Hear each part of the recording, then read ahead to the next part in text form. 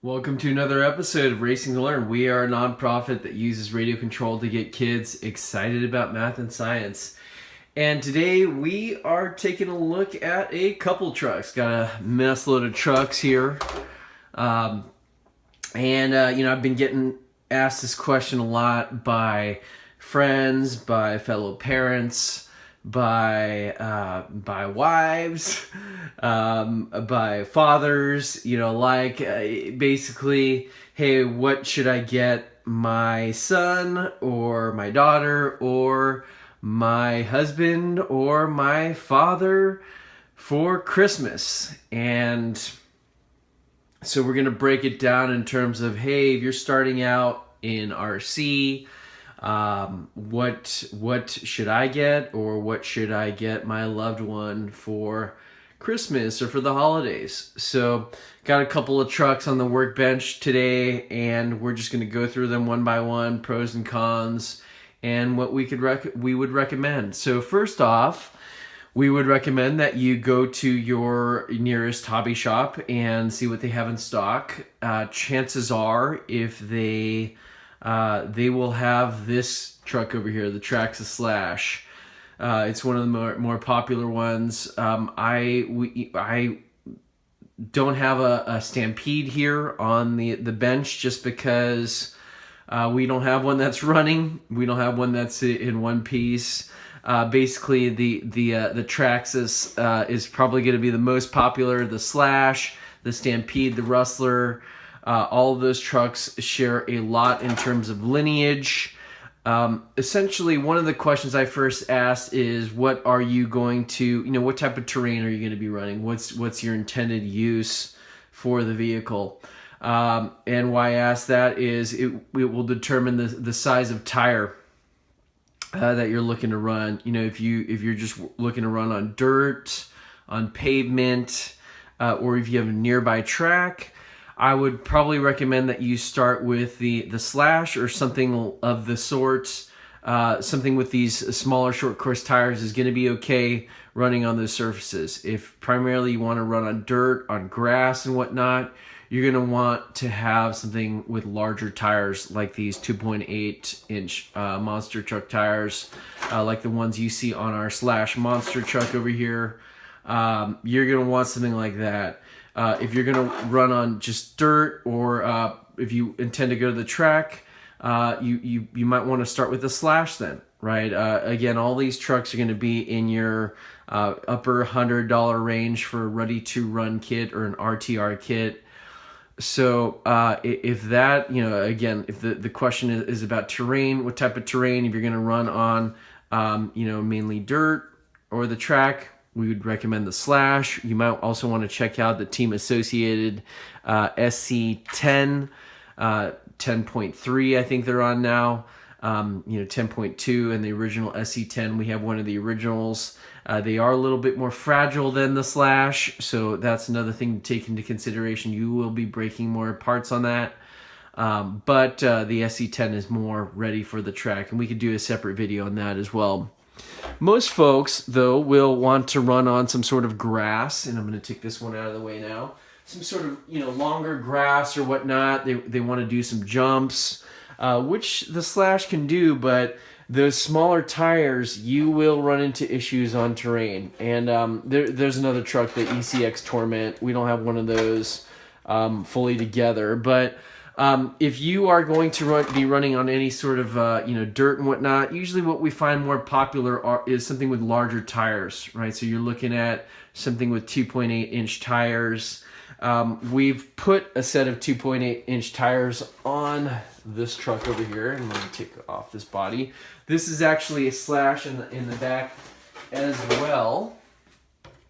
That we've converted into a monster truck. You guys can check out our videos on the Slash Pede, sometimes it's called, because basically it's a Slash with larger tires, similar to the Stampede. So the Stampede has 2.8 inch tires, but it's got a shorter chassis here, right? We actually have a 1/8 scale, which is bigger than the 1/10 scale, 1/8 scale body, 1/8 scale monster truck body on our Slash.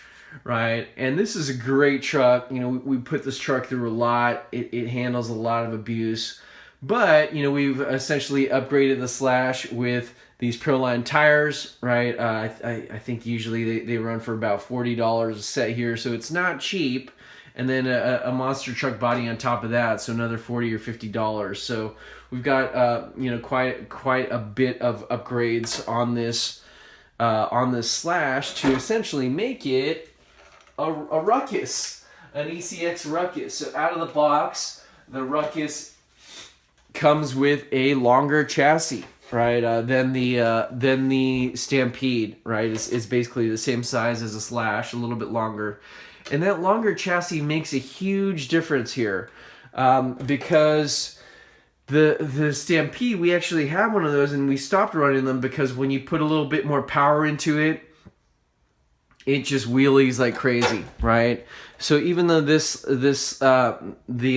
Slash and the Ruckus have the same size chassis, even though, you know, it's only a I don't know the exact length off the top of my head. It's only, you know, maybe an inch or two longer than a Stampede. That does make a huge difference in terms of handling and wheeling. So I'm going to bring another truck here onto the bench, which is the ECX amp that we just picked up. Now this one got me curious, so we picked one up, and not sure if you can see here. I'm going to try to make that as apparent as possible. Maybe I need to change the camera angle here, but if we lay these, now the amp, the ECX amp is basically very similar to the ECX circuit, right? You can see here that it's a little bit shorter, right? So you're looking at maybe again about an inch or two shorter. Now the amp is the same length as the Stampede, right? So it's a little bit more comparable to the Stampede, or the I shouldn't say the Stampede because it has smaller tires, but you know, basically it's $140 brand new in a box with everything you need to run. But it's got these smaller tires. So I'm going to put this tire for comparison here. So the ECX amp is more comparable to the Traxxas Rustler, right? Like the stadium truck. Now again, you're going to run into the same thing if you decide to upgrade it a little bit. That shorter chassis is going to wheelie like crazy. Now we saw a whole bunch of videos, did a little homework on YouTube. Basically, if you run a brushless system here, like we like to do in the other trucks, these two are brushed, but if you decide to upgrade to brushless in the future, your amp is going to be just wheeling like crazy, right?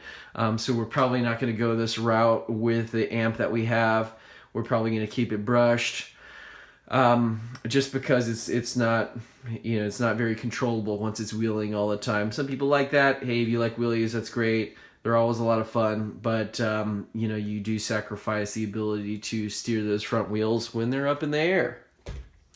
So at the end of the day, what truck we've been recommending to most people is the Ruckus, right? And it's, you know, so if you can spring the extra $50. So the amp is $140, the Ruckus is $190. I saw it go on sale the other week. It was $169, so $170, right? But street price right now, as of December 15th, 16th, is $190, and that's in a box with a lithium battery, everything you need.